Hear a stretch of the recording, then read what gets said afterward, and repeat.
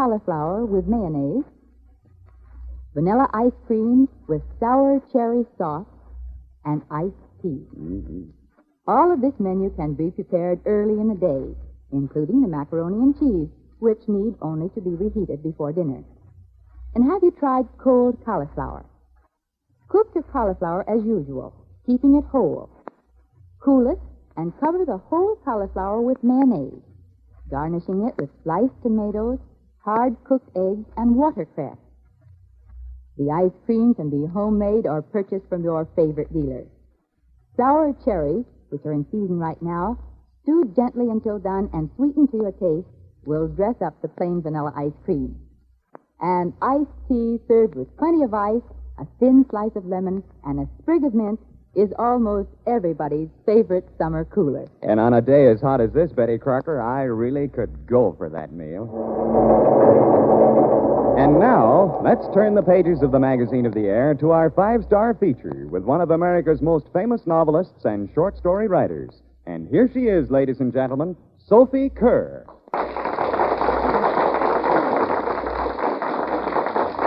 Good morning, Miss Kerr. Welcome to the Magazine of the Air. Good morning, Miss Crocker. I'm very happy to be here. Miss Kerr, may I present our Master of Ceremonies, Mr. Elliott? How do you do, Mr. Good morning. Elliott? I love your hat. Oh, I think yours is pretty, too. You know, we always chat over a cup of coffee here in the kitchen. Would you like to have some? I'd be delighted. Will you have cream and sugar? Take it black. All right. Miss Kerr, earlier this morning we had a question from a listener that caused a lot of comment among our guests here in the kitchen. I wonder if you'd give us your answer to it. The question is, if you had more leisure time, what would you do with it? For my pleasure, I would study drawing. For my country, I would take more active part in politics.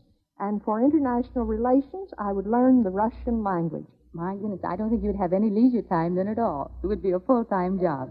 Women today are certainly thinking about all kinds of things, Miss Kerr, from the atom bomb to what they'll have for dinner tonight. I know you feel very strongly about American women.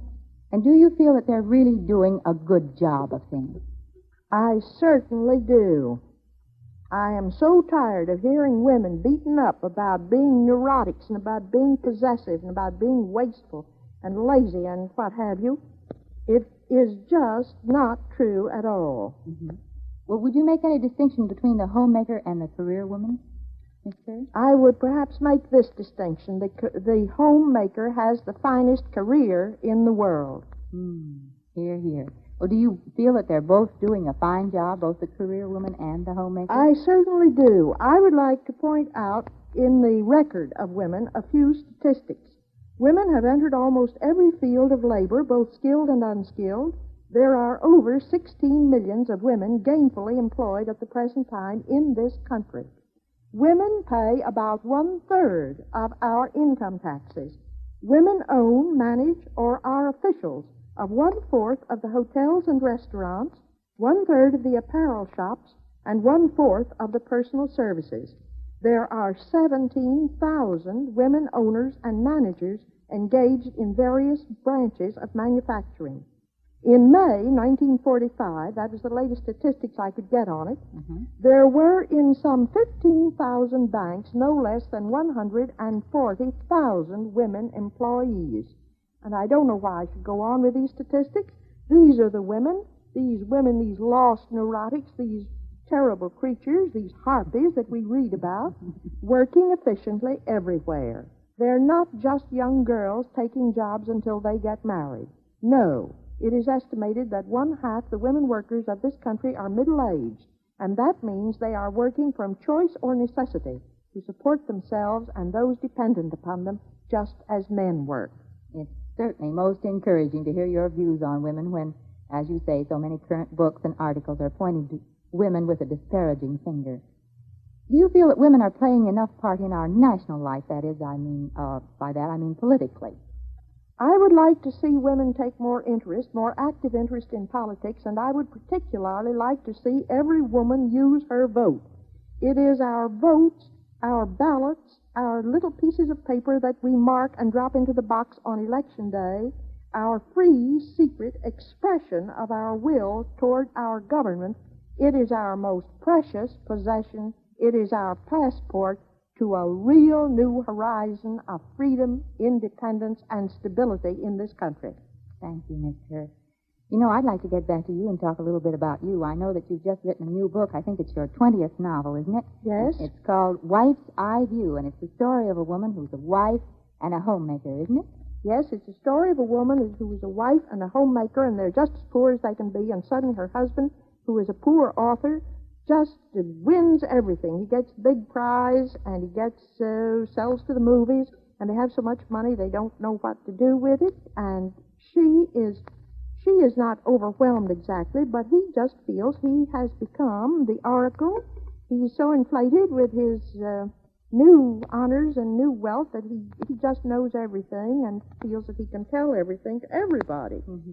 So it's the problem in the wife's mind, what she should do to sort of bring him down to earth and keep things going. And it's all very funny. Do you think that most women manage their husbands? Yes, and I think most husbands manage their wives. Well, you know, from chatting with you before the magazine went on the air, I know that you have a special distinction, Miss Kerr. You're the only woman on the board of the New York Wine and Food Society, aren't you? Yes, I'm the only woman on the board. We have a very efficient secretary, however, who is a woman. Mm-hmm. Well, how is it that there are no other women on the board? Well, I attend to that.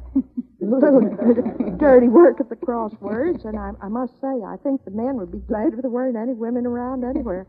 Well, I don't need to ask you then how you feel about food, because you certainly must feel very well about it. But what would you say are your favorite dishes? I was born on the eastern shore of Maryland, and of course down there we have wonderful food. We grow everything that's good to eat, and we have really wonderful cooks. And the bread and the cornmeal dishes are particularly good down there. The pone, the hominy, both of those are Indian words that date from the oldest time. All of these things, griddle cakes and so forth, I like all the nice, rich, fattening foods. Miss Kerr, you've been such a delightful guest that we all hate to say goodbye to you, but that old clock has been ticking away the minutes. But won't you drop in and chat with us again sometime real soon? Well, we'll make it a date. All right, goodbye. Goodbye, Miss Kerr. Wasn't Miss Kerr a wonderful guest, Betty Crocker? She certainly was. You know, she's just as much a fan of American women as I am. That makes me like her twice as much. Hers was a real interesting page this morning. It sure was. And here's a page coming up that all our listeners wait for every morning. I know they do. It's the Cash Awards section, the All You Have to Do department. A $5 check goes to Mrs. Harry Wass of 6265 Sturdy Avenue, Cincinnati, Ohio, for sending us this question. What do you have to do to separate sliced bacon without breaking the strips? Betty Crocker says, All you have to do is place the slices in the skillet or baking pan without separating them. When they start to cook, they can be separated easily without tearing. That's all you have to do. And now here's our big, shiny back cover. Say, do you know what cereal Bill Bevins had at breakfast this morning? That is, if he had his usual breakfast. Why, it was Wheaties, breakfast of champions. Who's Bill Bevins? Why, Bill is a pitcher for the New York Yankees. He's a star athlete. And Bill Bevins eats Wheaties just about every morning. And his kids eat them, too. You know, Bill has two fine boys, 8-year-old Larry and Danny, who is 4.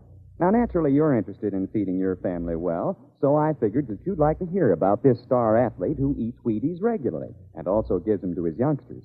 And Bill Bevins is only one of many sports stars who eat and recommend Wheaties. Wheaties. Milk, fruit, and Wheaties, breakfast of champions. It's the favorite training dish of lots of big-time athletes and coaches.